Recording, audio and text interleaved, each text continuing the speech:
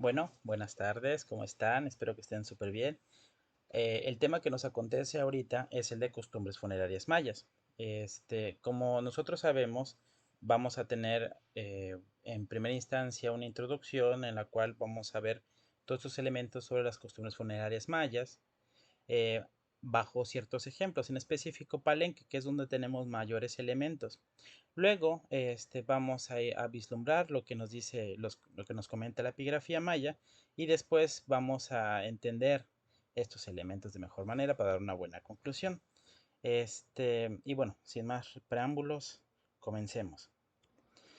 Bueno, en primera instancia vamos a ver que la posición y la orientación son importantes para las costumbres funerarias mayas. En este caso, pues el más cotizado y el más puesto en escena es Pacal, y él estaba enterrado en un sarcófago. Hay que recordar que el sarcófago de Pacal está puesto en un mausoleo, en lo que nosotros denominamos como el Templo de las Inscripciones. Y este estaba en posición extendida, tenía la cabeza al norte, eh, en este sentido con posición y orientación que son de regla casi sin excepción en Palenque. También nosotros debemos ver que los datos conocidos hasta la fecha revelan que no existe en el área maya ninguna uniformidad de criterio en cuanto a la posición del cuerpo y su orientación en la sepultura, pero que a falta de patrones generalizados en todo el área maya o aún válidos para una región definida, es frecuentemente que en un centro ceremonial específico se aplicaran normas más o menos rígidas. Aquí nosotros debemos ver una cuestión. En primera instancia, esta cuestión que debemos ver es que cada sitio, bueno, lo que nosotros denominamos como sitios arqueológicos, tienen sus propias costumbres y formas. Sabemos que existe una misma cuestión similar, pero en ese sentido, estos mismos elementos que se comparten, también vamos a encontrar distintos elementos que van a estar en función de cada sitio arqueológico. Entonces, donde encontramos más ejemplos es en Palenque, ¿no? Y bueno, justamente las únicas excepciones que recordamos ocurren entre los acompañantes, tanto en el templo de las inscripciones como en la tumba principal del templo 18A. Debido a la falta de espacio en el sepulcro colectivo, tuvieron que ser colocados en posición flexionada y orientados con la cabeza al norte y otros al sur para que todos pudieran caber, ¿no? Entonces, todo tiene que ver con una cuestión de aglutinación. Vemos también que de todo este análisis que se hace en el área maya, se desprende que la orientación al norte es una de las más constantes, así como la orientación al sur. En este caso, en los sitios en los que se sigue algún patrón definido respecto a este punto. La orientación al norte solo domina durante el periodo clásico tardío, pero mientras que en Palenque abarca todos los tipos de entierro, en otros sitios se limita a algunos. Cistas y cámaras funerarias en Piedras Negras, fosas en Huachactún, cámaras funerarias en el Valle de Motagua, entierros sencillos y cámaras funerarias en Tikal, ¿no? Entonces, como les decía, hay distintas formas de entender las costumbres funerarias mayas, en específico para el clásico, en específico, más siendo más específicos, clásico tardío. Y en ese sentido, el clásico tardío es el periodo donde más tenemos estos ejemplos. Como vemos, los cuerpos van a estar enterrados, posicionados y orientados. Obviamente todos van a tener un ajuar.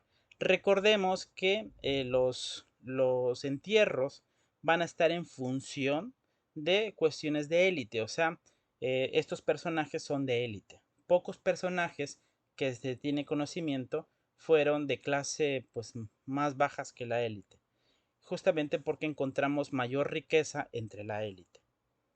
Generalmente lo que se encuentra es esto, cuenta de jade en la boca.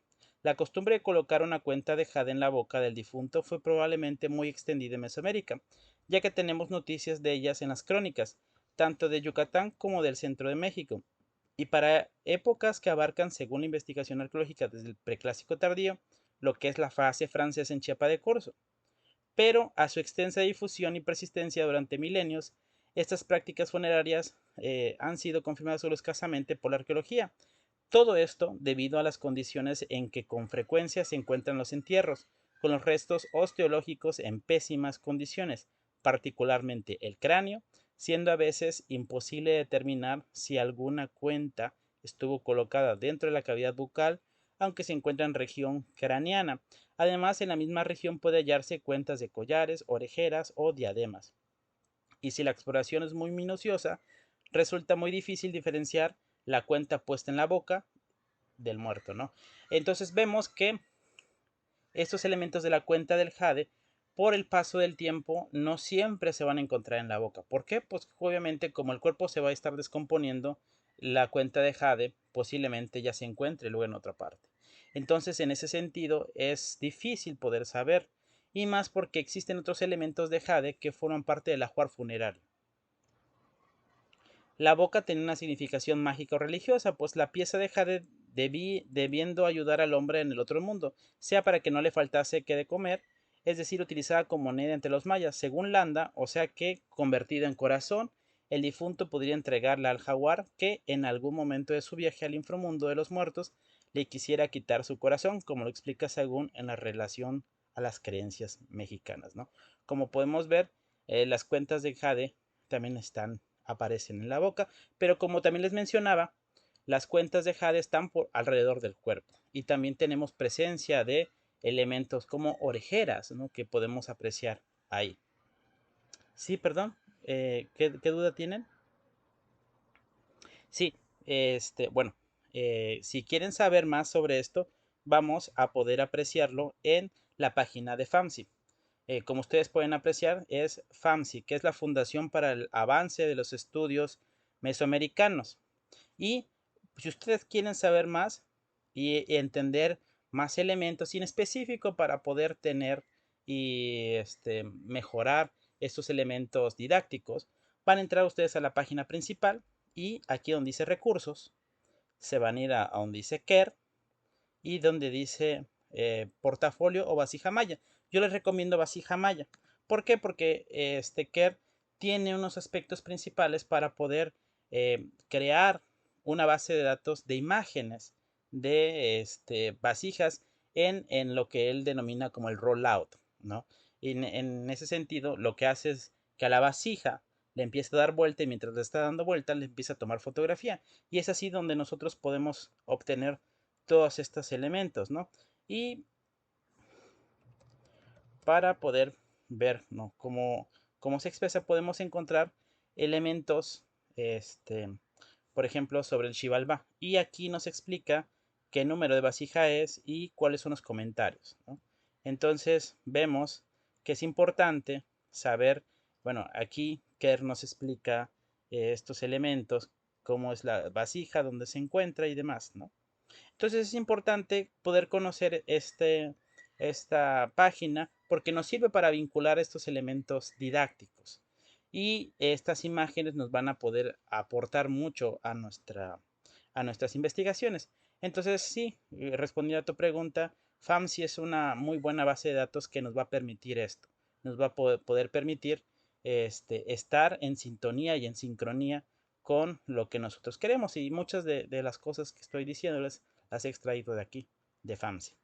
Pero bueno, volviendo a la presentación, y para ir un poco más rápido porque ya se nos está acabando el tiempo, vamos a ver que es importante que las máscaras funerarias son importantes. ¿Por qué? Porque forman parte del ajuar funerario, ¿no? Y se fabricaron de distintos elementos y tenían, su función podía ser la de caracterizar a los dioses en representaciones plásticas o personificaciones rituales, o de disfrazar a danzantes en ceremonias o fiestas religiosas, o también de asegurar a los muertos una cara eterna en sus sepulcros. La información de Landa respecto de la costumbre de preparar las cabezas de los señores cortándole la parte facial, salvo quijadas y dientes, y sustituyendo lo que de carne les faltaba con un cierto betún, es decir, complementando completando los rasgos faciales con un material plástico debidamente decorado para dar mayor impresión de vida con pintura o con mosaico, ¿no? Como podemos apreciar aquí.